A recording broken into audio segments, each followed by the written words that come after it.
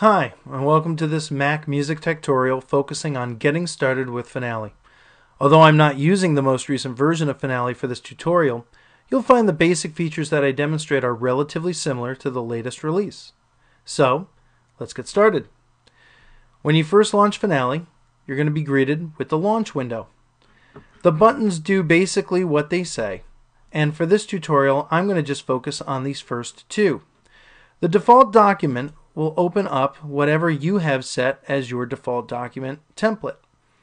By default, Finale provides you with a single staff treble clef document that's in C major and 4/4 time. But you can make this template be whatever it is that you most frequently use. For now, I'm just going to close this and open up that launch window again to click on this top item, the Setup Wizard. The Setup Wizard will walk you through a series of windows that help you configure your document. From the score to the part, you can choose the page print size as well as its layout, portrait or landscape. You can specify what instruments you want in your document by just clicking on the instrument family, the specific instrument, and then adding it to your document. The instruments will go into a specific order based on the ensemble that you've chosen, or you can customize it by moving highlighted instruments up or down in the list. The order in which they appear here will be the order that they appear in your document. You can also click on instruments and remove them if you change your mind. Clicking the next button allows you to type in information about your score in the desired fields, such as the name of your song and composer. Clicking next brings you to the score settings, where you can specify your time signature by clicking on a button, or configuring a customized time signature here. I'll set my score to be in 4/4 time and move to the next option, where I can select my concert key signature. I can move up for sharps, down for flats, and assign the song to be either in a major or minor tonality. I can specify an initial tempo marking by clicking here and typing some text in this field box, or by assigning a metronome marking. I can also indicate a specific pickup duration based on my time signature. And lastly, I can also indicate how many measures I want my song to be. I'll choose 6 for this tutorial. And now, here's my document. Now, my Finale interface might not look exactly like yours, and that's because you can customize the look of these palettes within Finale. If I go to the Finale menu, choose Preferences, and then Program Options, I'll get a window where I can change the look and feel of the way Finale operates on my computer. This bottom option, Palettes and Backgrounds, is where you can change the style of these buttons. And once you choose a style and click Apply, you'll see that the graphic look of these buttons change to that new style. I'm going to set mine back to Contemporary, click Apply, and click OK.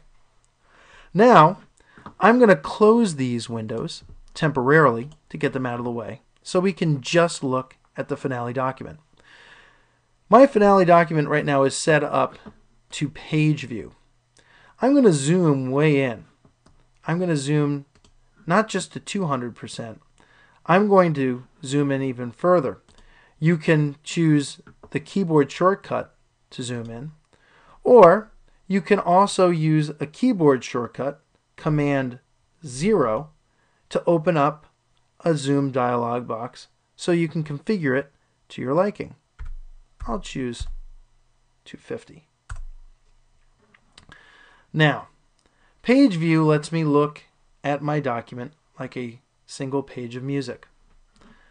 Scroll view lets me look at my document from left to right, one long continuous staff. Studio View gives me that scroll view left to right option, but with convenient sequencer controls that let me adjust volume for playback of each individual staff, panning position, as well as giving me quick access to record, solo, and mute features. I'm going to go back to Page View and start talking about the tools. In order to enter information into Finale, you have to use the associated tool. And you can just select the tool from this menu in order to engage it and implement it in your document. Or you can choose to look at a whole list of these tools graphically in the main tool palette. Notice that because I'm currently using the clef tool, the clef tool button is highlighted. If I were to change to the key signature tool, the key signature tool button is now active. Every tool has a brief description at the top of your document window. It tells you how you can basically get going with that tool. Notice here the key signature tool says double click a measure to insert a key change. If I double click within this first measure, I get the key signature dialog box, which allows me to change my key signature, going down for flats, up for sharps, and to specify where I want that time signature, or key signature rather, to start and end. Likewise, I can open a different tool and follow the description. Notice that I have a strikingly similar set of directions. Time signature tool. Double click a measure to insert a meter change. If I double click this measure, I get the meter change dialog again, where I can do just that. Now, obviously, we want to enter notes into Finale, and to do that, there are three tools that Finale provides: the simple entry method, the speedy entry method, and the hyperscribe method. For the sake of this tutorial, I'm only going to focus on the simple entry method. Now, it says click the staff to place an eighth note. Now, I'm sure you're thinking, what about the other notes? That's where the next palette comes in. If I go back to the window menu, I can open the simple entry palette to see a graphic listing of note durations. And I can also open the simple entry rest palette. By clicking on the desired note, I can click notes into my document. I can change durations. And I can also insert rests. If I want to erase something, whatever is highlighted, I can just click my delete key. I can also move highlighted pitches up or down using my arrow keys. And if I wanted to delete a whole bunch of items real quickly, I could use this tool, the selection tool, and drag a box around all the items I'd like to delete, and then choose from the edit menu, clear all items. It's important to choose clear all items and not hit your delete key, because the delete key will actually delete the measures. So, that wraps up today's Mac Music tutorial on getting started with Finale.